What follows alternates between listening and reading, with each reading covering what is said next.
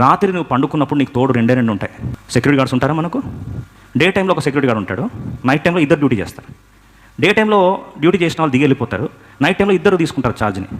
Day టైంలో ఎవరు duty తీసుకుంటారు, నైట్ టైం ఎవరు ఛార్జ్ చేసుకుంటారు. ఒకసారి చూసుకుందామండి. ఇవి ఉంటే నీకు హ్యాపీగా నిశ్చింతగా పండుకో. ఒకసారి చదువుకుందాం. 42వ కీర్తన కొరకుమాలు రాస్తే 8 వచ్చి ఉంటారు. వాళ్ళు డిప్రెషన్లో కృంగిపోయి చల్లారిపోయి ఆత్మలో మూలుగుతున్న వారి జీవితాలు బ్రతికించింది అదే. ఆయనను పగటి వేళ యెహోవా తన కృప కలుగును ఆజ్ఞాపించును. చాలు. మార్నింగ్ ఎవరు డ్యూటీ తీసుకుంటారంటే కృప డ్యూటీ తీసుకుంటారు.